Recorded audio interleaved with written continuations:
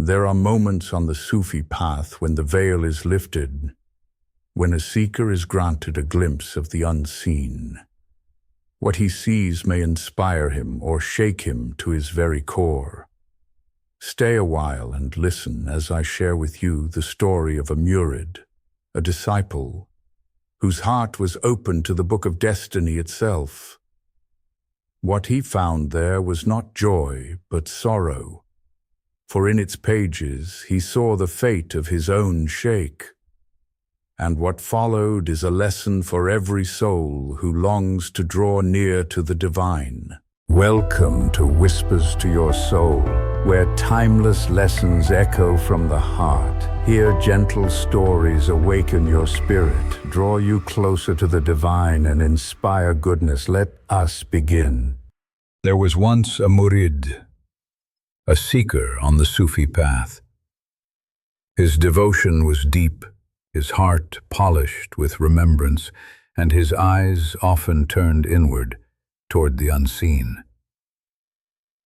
One day, through the mercy of Allah, the veil was lifted from his heart. In that sacred unveiling, he was granted a vision of the Mahfuz, the book of destiny, hidden in the unseen world. There, written with absolute clarity, he saw the names of people and their fates. Some were marked for paradise, their faces radiant with joy. Others were marked for the fire, weighed down by sorrow and loss. As he gazed upon these divine decrees, his heart froze. For among those destined for the fire, he saw his own Shaykh, the very guide who had nurtured his soul, who had carried him through the stations of remembrance, who had opened doors to understanding, was not listed among the people of light. He was written among the people of darkness. The Murid was shattered. His hands trembled, his chest burned with sorrow.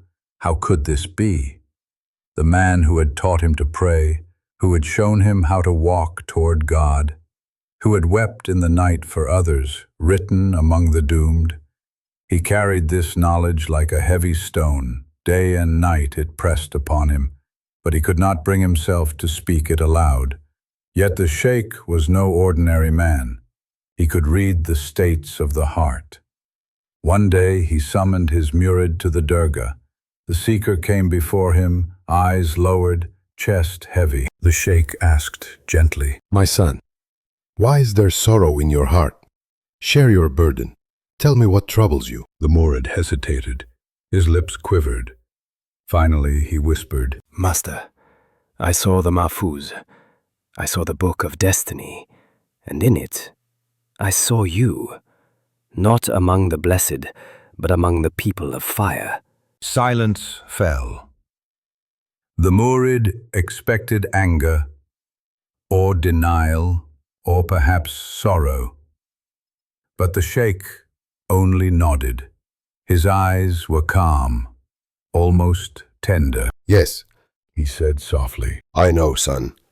I saw this 20 years ago, but I'm still working, still walking, still hoping that Allah will change my destiny." The Murid's eyes widened. "You knew all this time, my Shaykh." The Shaykh smiled faintly. "My son, when I look at Allah, I see hope, because He is Ar-Rahman, the All-Merciful, Al-Ghaffar, the one who forgives again and again.